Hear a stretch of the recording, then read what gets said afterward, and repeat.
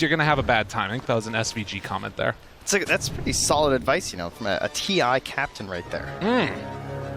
You got to make sure your game plan goes all according to plan here. And for now, the plan is a bit of passivity. So everyone just kind of on their own side. And we'll just go for 2 for 2. So yeah, my disappointment is immense here. I'm not going to lie. Why on the Visage? So big differences here will be that you're not going to see that like super heavy damage dealing Visage that you might have been expecting, right? Like someone just like gets right in there, but of course throws them off a little bit during the draft. You have it for the flex pick there. Not sure what they're going to do. Of course, we can run support Tides these days. We can run support Visages. So Faith Beyond just going on the old standard reliable because they didn't really go for necessarily the best Tide counters, right? Which has of course been a big theme throughout the drafting as we've moved forward throughout TI. Yeah, that's something that's kind of interesting because in a lot of ways it feels like the damage that gets done in the biggest way by Tide is in sometimes that laning stage with the minus armor, Gush, just running people down. So instead opting to go back over to the other side there and opting to try and beat him out in that phase of the game instead. So Kingslayer and DM, because they sent the Earthshaker up top with Kingslayer. Yeah, of course, you're seeing in the tri view there, just like, but where's the Luna? But Ame, hello, he's making his way down in that bottom lane. Now we'll show up here, so nothing wrong with getting a little bit of extra gold and XP on a Visage, that's for sure. But Luna wants to get in there right about now, so gives the taunt, roars that ferocious roar, and gets Y out of the way. Absolutely, and you're seeing right here, yeah, this is obviously part of the reason that you're taking this Visage and support role. Still does a ton of damage out there with the nukes, the soul assumptions, the grave chills. It's all good. Yes, to use a Suns fan line of, you know, the old man, where am I? Visage, of course, renowned for its old strength in the tri-lanes as a support, something that, you know, AUI here joining us as panelists used to do this quite a bit. And you're gaining all this damage for your soul assumption to put it back in the enemy supports. Won't save your courier, though. Not even a little bit. And I think we'd be a little bit remiss if we weren't talking about already this mid lane here. 10-3 on the Kunkka versus the 4-1. Nothing to say, having a really good time here against GPK. You know, we watched a lot of the pubs in the lead up to TI as well, and these guys were battling out for that top spot in MMR, and GPK put on a really good performance, but, you know, it should be noted that this is a little bit of a rough one at the early goings, at least, getting doubled up. Well, considering how we did just yesterday, you know, he also knows that things can be rough for an Ember, but they can also recover. Absolutely. So, no panic quite yet. And some voice lines being thrown out here from Save. Save again on this Bane, something that also was mentioned by the panelists, is a way that Virtus Pro play the hero that's pretty unique to them, getting that earlier farm and hoping to get into that Aghanims at some point, which is how ridiculously strong it can be. Can be incredibly impactful as the rundown again. You take a look at this Bristleback, hasn't really been able to get any free time for his Bane to run up there and get some Ancient stacks yet. That's something that might happen a little bit later on, but that's something to watch for sure, something that can accelerate that Bristles farm quite quickly once we get to the later stages.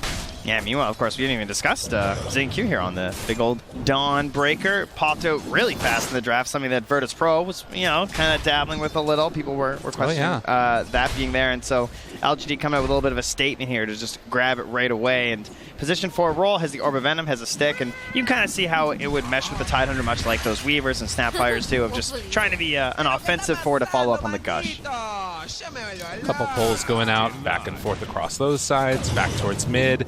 Again, Ember catching up a little bit, but getting a good amount of pressure there with that Tidebringer cleave from Nothing to Say. And depending upon how it goes, we'll have to go back and maybe get the Bounty Rune. Up top lane, DM has also been getting a little bit of the better end of it by Faith Beyond. He's right now sitting 21-6 on this Tidehunter. A one-on-one-ish matchup. Both the supports are kind of bouncing around which ways. Yeah, certainly an interesting one, right? You don't really see this all too often anymore, but it comes back to what you mentioned before in terms of like the Bristle being on that side of the map. When you're playing Dire, you sort of want to be near the Ancients, and you can control this area. You can contest the Luna a little bit. And, well, speaking of tri-lanes here, we have a very sneaky TP coming out here. Not spotted, I believe, by the Vision. ZingQ trying to get a wraparound play through the trees. They don't want to scare him off quite yet on Nightfall.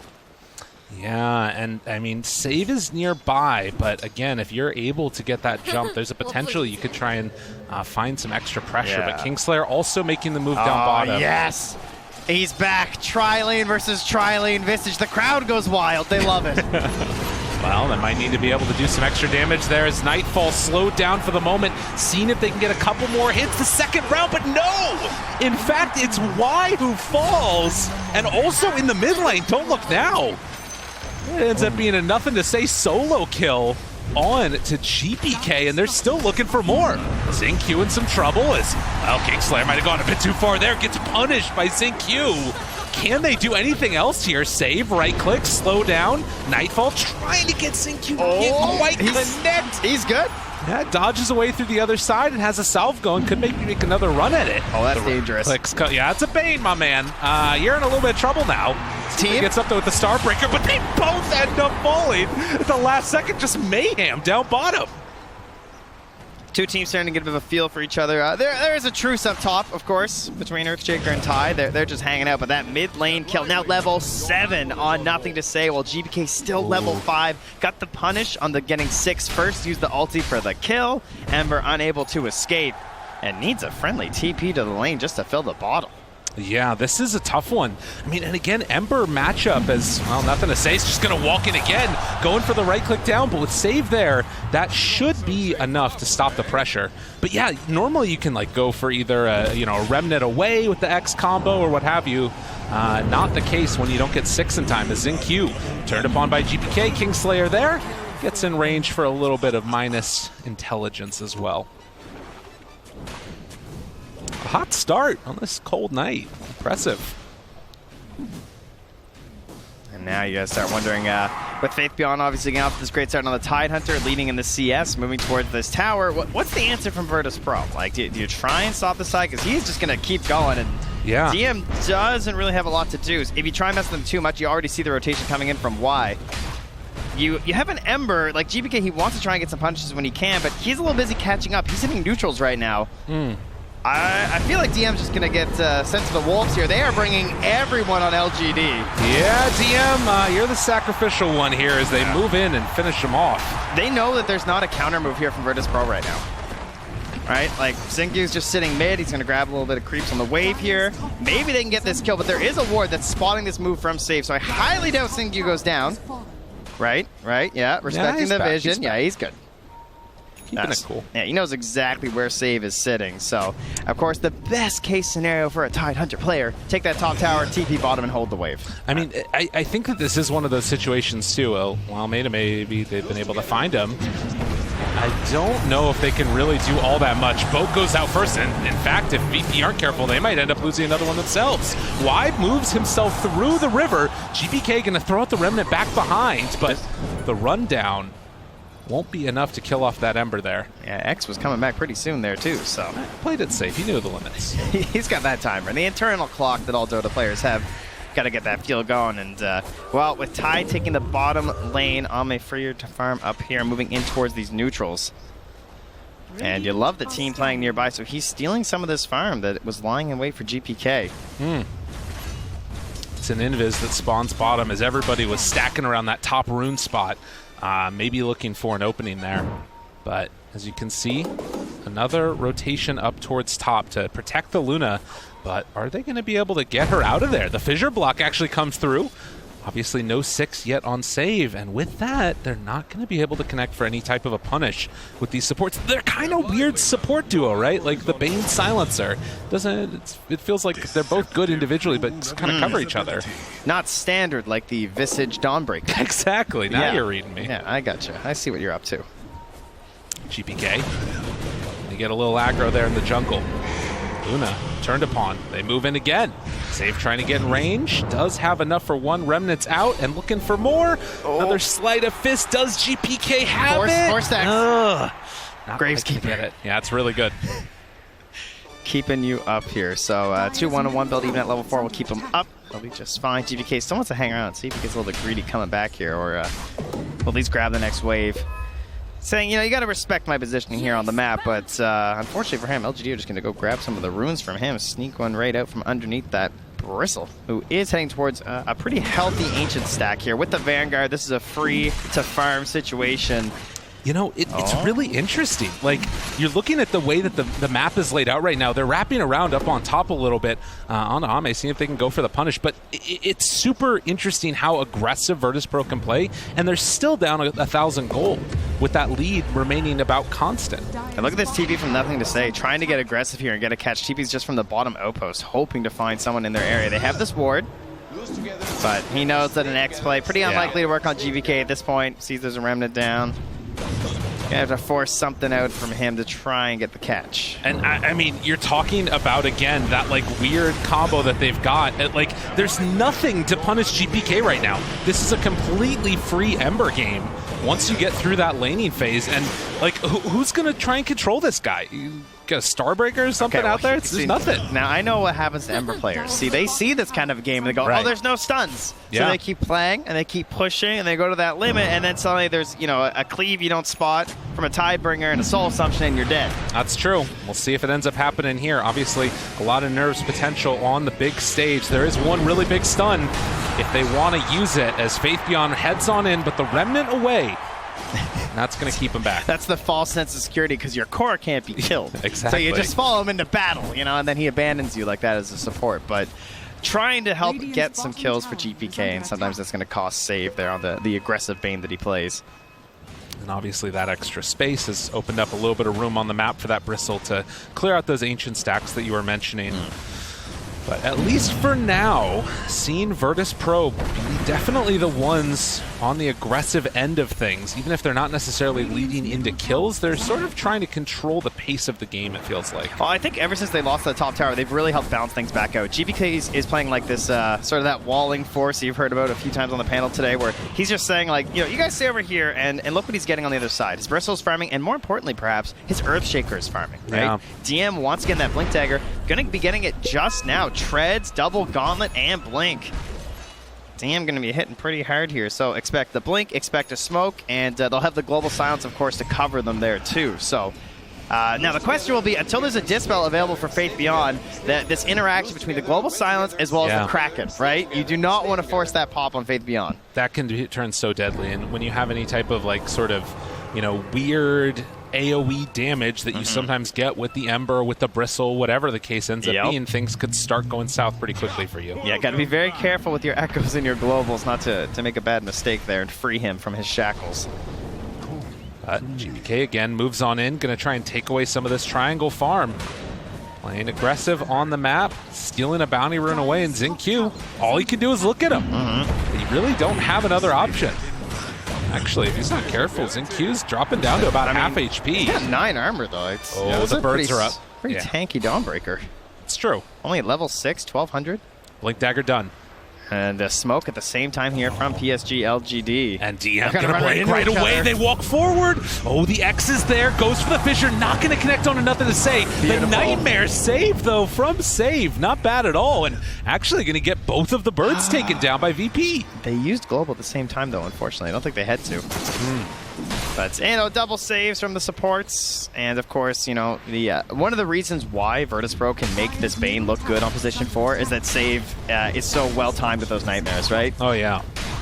There must be something in the Virtus Pro org or something. I don't know who's got the cheat sheet, but Solo was the same way. You know, he always had the best Nightmare saves on this squad. Stun comes out now. Nightfall turning the back and now turning to burn a little bit if they can make it happen.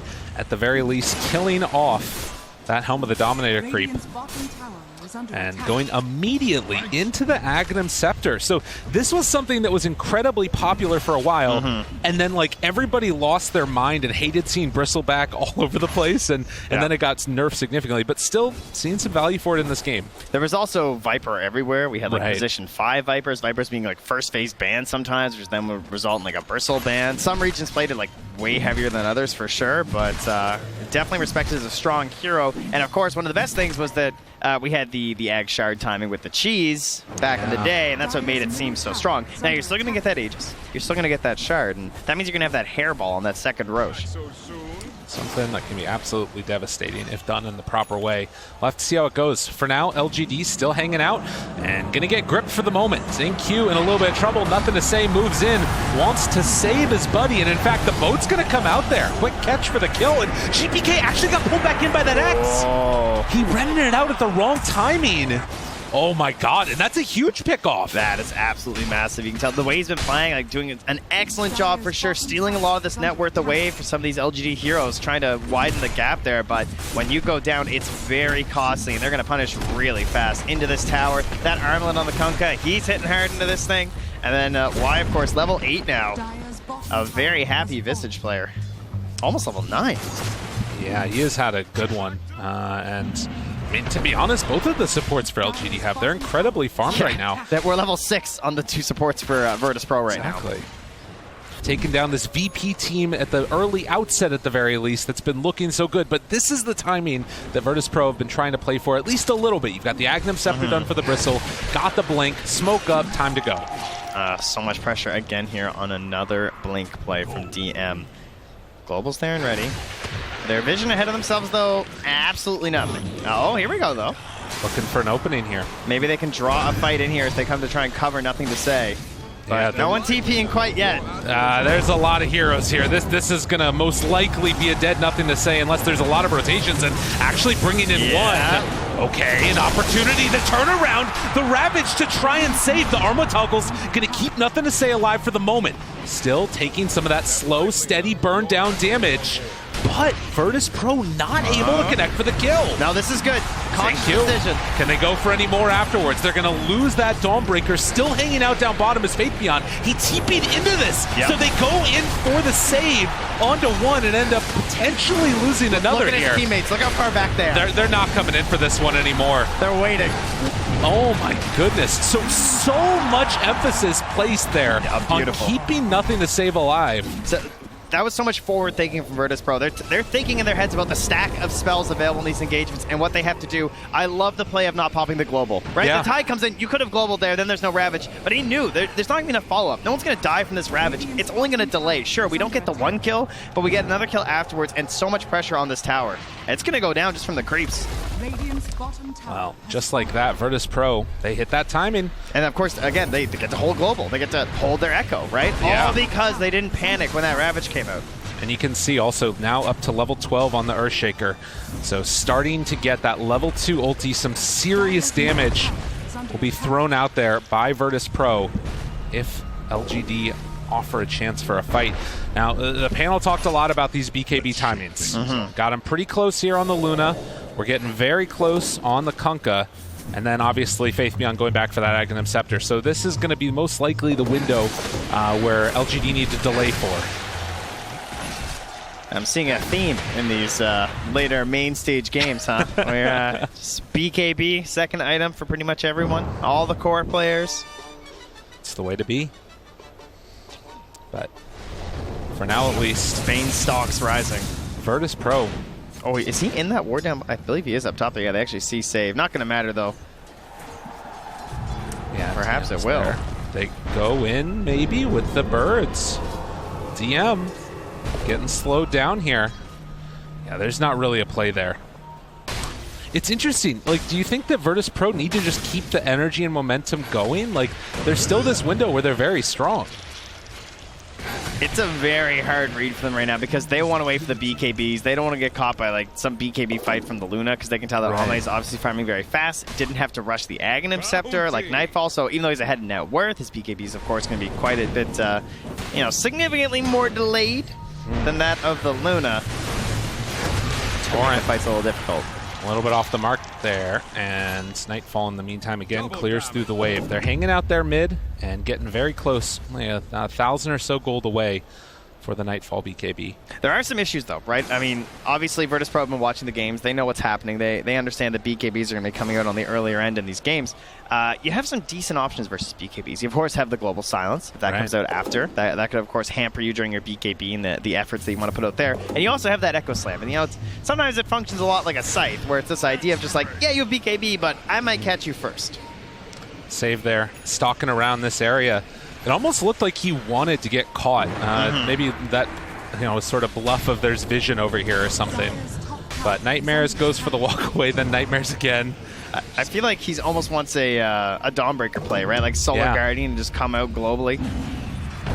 Bullwhip left down on the ground there, but the Dawnbreaker shows up bottom. GBK going with the grip, trying to find the kill. The Ravage is there though. And the turnaround, the attempt, GPK still going in. The global afterwards, and now Remnant's Horde, they've also got a fight on the other side. Nightfall trying to TP out. Do they have anything to control him? Yes, they do. So while the fight's going on bottom, they managed to kill off the Bristle. And the turnaround, though, looking for TM went in, but he gets punished hard. Those are some good BKBs. That's what that was. Wow. That was painful. You see Echo Slam on the fight recap, and then you look at the damage, and you're just like, oh, I guess that wasn't a very good Echo there, guys. My bad. Man. And, you know, just a little bit of discombobulation across the map there. Some teams zigging when they should have zagged. Now a 5,000 gold lead for LGD. I like these small rotations to cover from LGD. It's not full 5-hero panic, right? It's just 2 heroes 2P'ing down. Sure, you're using the Ravage, but it's enough that it forces out the global, and of course, you're still getting that kill in the mid lane. So yeah, certainly things going better for LGD at the moment. Not able to capture a major objective off that. They're not grabbing that Roshan or anything. But all things pointing in a good direction for them for sure. I will say, at the very least, GPK, after being a pretty active and aggressive hero here, was able to catch up quite a bit on the net worth. Yeah, and it's much needed. I mean, again, you're running on that. He was way down yeah, for a while there. It was a tough one. Of course, that might just be some of his allies also faltering a little bit here, and perhaps, like, you know, DM not getting as much time in the jungle, starting to roam around and still hunting for that elusive Echo Slam. I mean, he had one earlier, to be fair, but yeah, it's a tough one right now. You see all these potential openings there, and maybe a moment where they can find LGD grouped together, but it's just not happening. LGD are delaying the game, trying to slow it down and consolidate this lead they've been building. You can see Virtus Pro, I believe, starting to consider that next potential objective here for LGD. Should be going for the Roche. They want to D-ward around there, try and cover it, but it's hard to win the Vision game versus a Visage. Oh, that's a sneaky one. Love that ward there. Oh, that's a real nice one. And you can take a look here. You know, GPK, ever since that mid lane matchup has happened, he's just been on their side of the map. If you look down to the mid map there. That's incredible. Just absolutely playing on their side. Few in the fountain, too. Right. You're not wrong. But, of course, this is sort of transitions now into him being a little bit behind and having to play a bit of catch-up. TM, again, farming down bottom. That Celestial Hammer is going to come back to Xingqiu. It's a very explosive game. Things kind of, you know, very chill in between. Because everyone's kind of respecting each other, staying on their own side, and then we get into the one big blow. Part of that also coming down to some of the larger cooldowns in this game. When you're trying to play around your own Ravage, the enemy team is watching for the global silence. Right, and this is why I feel like I really like the Virtus Pros draft in some ways, because you can see the way that Ember's supposed to go in, find the bait of the abilities to be used on him, and then gets out afterwards. And it just hasn't worked out that way yet. So you can understand the idea, but in practice, it's looking a little bit rough. Yeah, Faith Beyond now just marching with his Aghanim Scepter. You spot a hero, you throw out the gush, and there is a BKB here for Nightfall. Nightfall, he walks into all of them. The rest of Virtus Pro is pretty far away, but still hanging on to that BKB. This could be they're not going to go for the fight. Now he pops it. Okay, and TP out. Manages to escape from that one, and now just going to walk right into the pit for LGD. Yeah, didn't TP to the outpost or anything. Is running right back immediately. Salves up to has the Quicksilver Amulet, so he's running. Taking down that Helm of the Dominator creep. LGD maybe thinking they are able to get away with a free one there, but not to be the case. And of course that ward, as you pointed out before, still sitting there, so they see some of these little rotations around the pit, and so they're going to go for the smoke wrap. Another smoke. Oh, this could be big if they could find him. Up on the high ground, Nightfall is on the low ground. Kingslayer's the one that gets jumped on first, potentially. Has a no global if he wants it. But they're going to go for the pull down and the kill. Dead, but has buyback. So buyback global is an opportunity here. If they want to turn it, jump forward, vision round onto Y. Looking for the chase down. Do they have enough? They don't want to break that Kraken show, but the Ravage comes out. Going to connect onto only 2. Do they have any more afterwards? The Echo, it's not doing nearly enough. Virtus Pro have to run away in fear as LGD just won't let him go. The chase down one by one by one. LGD are just too damn good. Things were looking so good up on the high ground there, too. Like, they kind of split the fight up into two with the Bristol down on the river, and he's waiting for his BKB, and now the BKB's even there from DM. I thought this was his chance. But the whole team not able to connect. I mean, still holding on to the Fiend's grip. Save couldn't really find the right moment. After all that, a punishing play here from LGD. And they got 5 minutes of freedom with that Aegis. I mean, sometimes you just fight as Luna in the pit with nobody nearby. There's a billion Eclipse beams. It's such a slow way the fight starts, right? It's just an Ag. Like, you have so much time to react from this Ag's gush, and they just kind of waddle at you. Faith Beyond's just walking in up top. They try and punish onto Y. And DM just, I mean, he's looking at this, sees two heroes, but BKB timing on the Ravage was good. The Eclipse comes out, but the BKBs, again, by the time he gets on course, they're just getting the BKBs out. But back in the game, they're wrap around there, finding themselves one, but GPK able to get out the last second. Save. Nice save. Well done. You can save a word there. It's good. You know, nice save. That's there Must at a be premium. why he plays the Bane. Exactly. But yeah, 9,000 gold up right now for LGD with Aegis in hand on this Luna. We've seen so many times these Lunas just march down lanes and end them. But consolation kill here. Oh no. That guy's pretty good. That was a low 4-staff action. No stuns on that pairing, unfortunately for them, so can't even find a little bit of a kill for themselves as they're going to lose their tier 2 tower up top. No way they're going to contest this Aegis BKB Luna, who also has the Eclipse coming back, and I feel like LGD might just kind of want to run at them a little bit more here, you know? Why sit back? It's true. I mean, they can force the issue now if they want. They can play it a little bit more safe, get that next tier of items. Like, that's the strength of this lineup right here. And in the meantime, you can just keep on making these moves as well with nothing to say. It's a lot of damage out from that Tidebringer. Yeah, he's still deathless this game, too. Same with Ame. There's 3, 4, and 5. Just a couple of feeders. Apparently. As far as I can tell. They're doing okay, though. Yeah, it's a strong showing so far from LGD, as the Scotty is now going to be completed. And GPK trying to rally the troops with the chat wheel lines. This is what he's got to do. Put the team on his back. But will it work? And will it even be given an opening to make it work?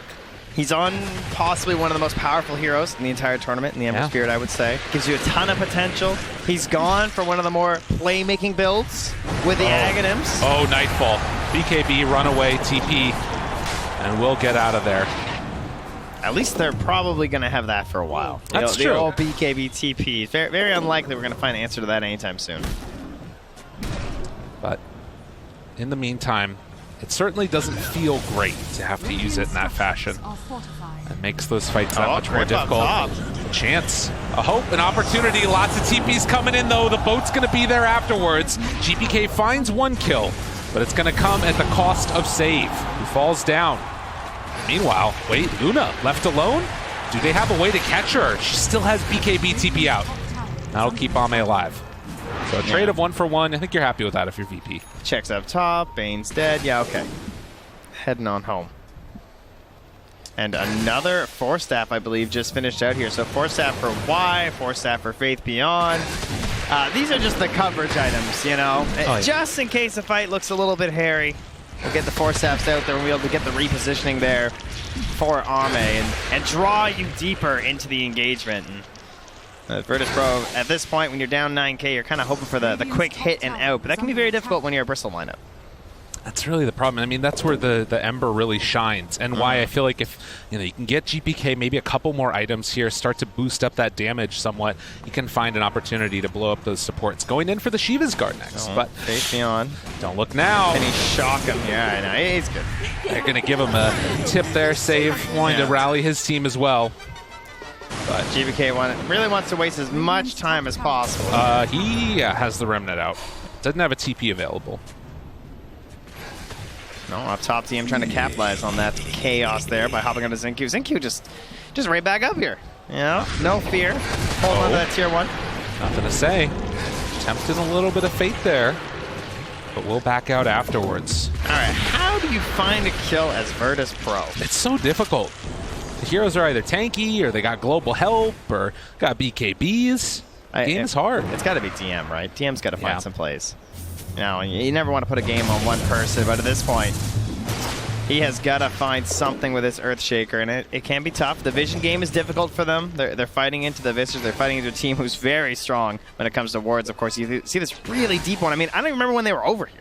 Yeah. This thing's just down here. It spots all your couriers coming through. It spots when you're bringing smokes. The couriers tell the enemy team where you are, like this one flying right over. You know, maybe they don't have wards on other parts of the map, but they're going to see this little silencer courier and be like, oh, he's right over there. Oh, and they're actually going to see there's a gem on it now, too. So, a valuable bounty to be claimed. If they can find the kills, and with seeing those couriers, LGD are going to make a smoke play now and head off towards the mid lane. Save is going to be there to separate, but DM actually blinking in. Do they run into each other here? Okay, DM. He keeps getting the big item. He's ready for the reveal. The blink, it didn't work out. The BKB, not so hot either. But this time, the Shadow Blade. Maybe this is his time. Does he have it? There's maybe an opportunity there. Walking in, breaking the smoke. But no, DM has already left, and Kingslayer going to fall. They've just not been able to, on Virtus Pro, hook together with all of their combo. Everybody's always off, having to push out those other side lanes. And they're going for the sneaky play, but it's not so sneaky when you're under an Obs and a Sentry. True. GPK and Save down here. I mean, this just At least they don't know like, saves there, right? You know, right. until then it Pro wears team, off. He's been playing with, consistently, I feel like, on this team, so much heart. Oh, jeez. Now DM also running through a ward here, too. They're just getting destroyed on vision. But maybe an opportunity to find a kill. They jump in, they jump out. DM still invis. They're going to run away now with Save. The run down with nothing to say is there, and the Bane will fall. Considering the vision LGD had, yeah, you'll take that, I feel. Got yourselves one kill, you're behind, you're trading, that's going to give you the advantage. Ember also grabbing the kill, so a little bit more gold into GPK's pockets to help towards a eventual BKB for this Ember Spirit. All right. Well, has the Aghanim Scepter done with that Maelstrom as well. And I believe that's another item coming out on the Courier, which should be the Shiva's Guard as well. So still very farmed, 11,000 gold lead. But every now and then, Virtus Pro, they're finding these pickoffs. Oh, I see. He's gone for that instead. All right, GPK. I mean, that's the playmaking, right? You know, BKB is not going to win this game. That I can agree with for now. Just don't get hit. There it is. Yeah. DM. An opportunity. Nearby. Echo to start. Half HP. Down low. Almost dead. Can they kill her? Yes. That's the quick combo that they needed with the global afterwards. All right, GPK. Virtus Pro. They feel like they found their moment, and they might have, as the chase down continues. Why? Run it up to high ground, away from the Ancients. They don't have nothing to say nearby at all. And why likely to die here as he hides off on the other side, goes to Stone Form, comes out of it, and eventually in the dirt. Look at this, and this is right around the same time that Roche is capable of respawning. All right, DM, he's in the game. The Earthshaker has arrived. They needed that so bad. Not even just for like this game and everything, but I feel like that's going to help his mentality so much. He's really struggled this game. Now hits the big play that can finally garner them some map control. Just like that, you can see it's going to be a 2-minute Roche respawn. So definitely in favor of LGD with that one, as GPK will keep those lanes pushed out. He wants this bird. Get a familiar 100 gold. Oh, that one feels good. Very interesting, the way this game has worked out. You know, you've got on the one side LGD dodging fights constantly, only putting themselves in good positions. On the other side, Virtus Pro going for the hunt and then finding the pickoff. But Lyrical. Yeah. My man. This Kunkka has a silver edge, and wait a minute. Luna has a silver edge. Yeah, I hear ya. Okay, but, you know, doesn't work very well when you don't hit your spells. True. There is that. But, yeah, you know, if you're trying to play behind Nightfall, because eventually he's going to have to get, you know, very involved in these engagements, it can be a bit tough playing through that break. It is true, and it's something that's going to be concerning. Also, these items no longer sort of a burden to have to take. You sort of like being able to get them with the crit built in. It does only break for the 4 seconds, so they're going to have to find the kill in that duration. DM. Again, the one that could break the smoke. GPK is there. The smoke breaks. DM still not visible. They have a wide approach here from LGD. They're so spread out. Nightfall going to walk into all. Have that silver edge going. DM hides back behind, waiting for the opening. The fissure, it connects on a 3. The echo afterwards, a ton of damage out, and the feed script to boot. GPK runs through them all. The Ravage is out, and now the turn. Ame, he's mad, he's in control. The right clicks come through in the Glaives. They're way too much damage. Fissure one more time again. GPK, how are you living? You're not. Never mind, you're done. Just like that, LGD pull it back. It was looking so bad for a moment, and now the buyback. GPK runs back in, triple kill for him now. Wants to find that kill onto Y, won't get it. The double buyback secures a couple more pickoffs, but just mayhem in the river. Yeah, the river runs red with everyone's blood right now. And again, this is a situation where VIRTUS Pro, they're very far behind, so yeah, it costs a couple buybacks, sure, not great, but you are definitely, at least feeling like you can keep fighting in this game right now, whereas it was a bit rough for a second there. Oh, man, I thought that it was going to look a little bit rougher here, too, because DM coming through, watching for this Echo Slam, right? This is the play, again, gets in there before the BKBs are popped. Now, the main problem was Ame, of course, sitting there just slaying this entire time, throwing out this big damage, but they do focus the other cores down first, right? Take away that control from the Kunkka, try and get the Tide after the Ravage, and deal with Ame in the end.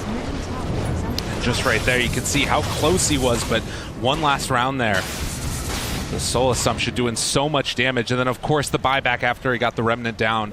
GPK knew that Soul Assumption was going to kill him and made sure to get out after. This will do wonders for GPK's net worth too, of course. Like, you bought back, that part's a little bit painful. Came back, got a kill though, and of course you're farming the entire map by yourself.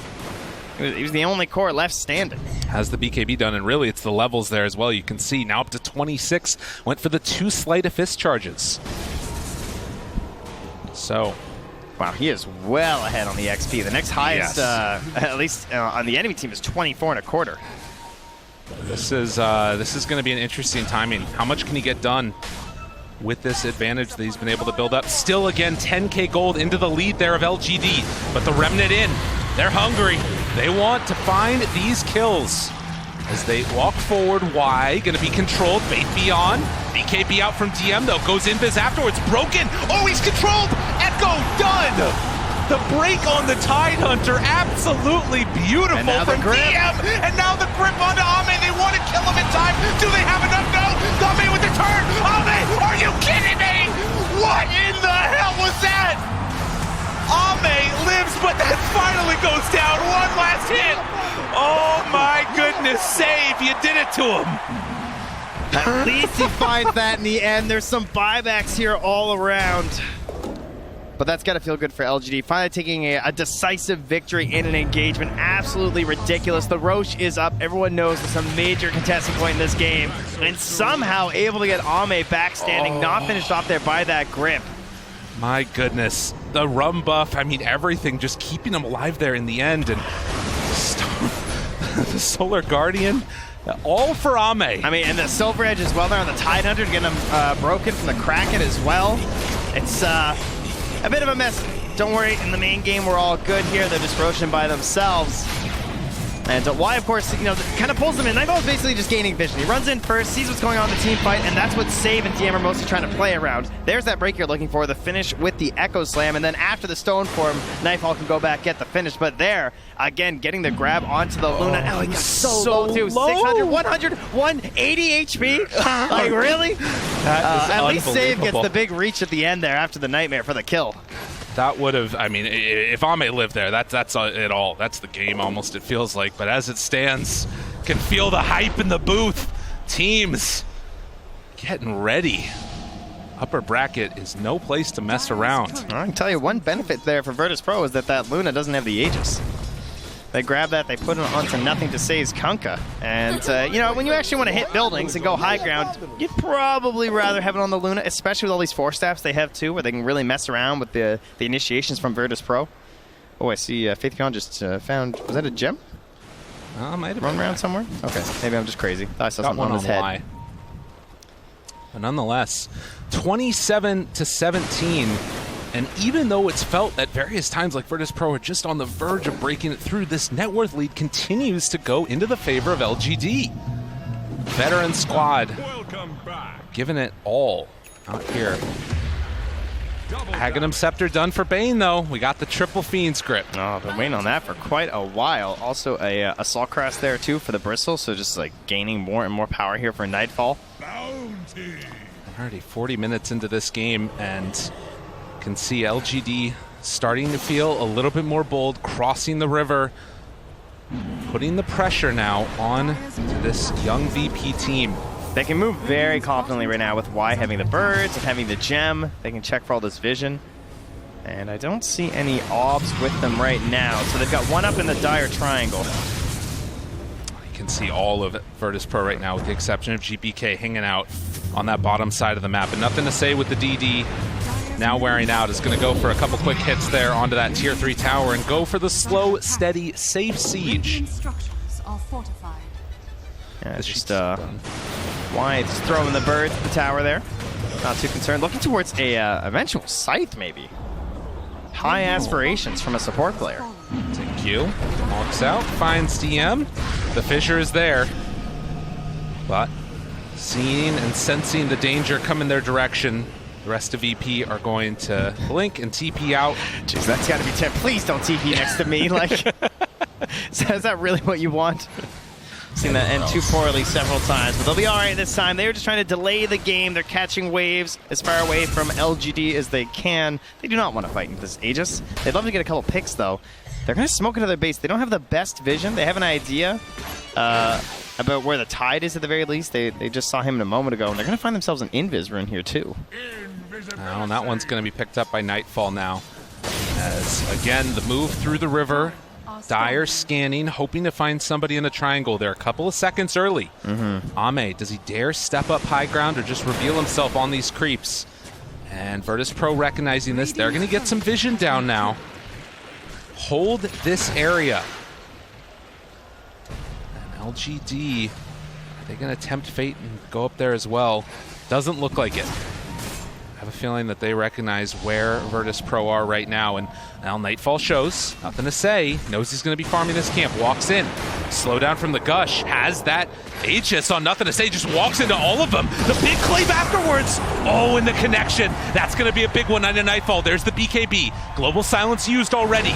Trying to turn, trying to go into this fight, but Bane caught alone. He's going to get absolutely decimated, and Virtus Pro is fighting out, go great, but they will find another. DM jumps in. They're not enough damage, though.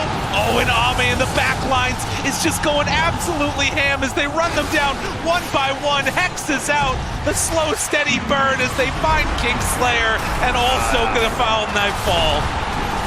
Another victory there for LGD. And now what a tremendous mountain they're going to have to climb to pull this one back. Ame's just picking up change on the sidewalk there, walking through TPing heroes with no BKBs as a Luna. One stun for you, one for the other. No chance of getting away. And Virtus Pro. Game one starting to slip here. You can only imagine the LG are going to start going high ground. That age is working out fantastically for them. 15 seconds left. Obviously, you know, they don't really need it at the moment. Not looking like a big, strong force here to contest from Virtus Pro. They have the sense that, you know, Bristle, they know that buyback's not back for 2 full minutes here.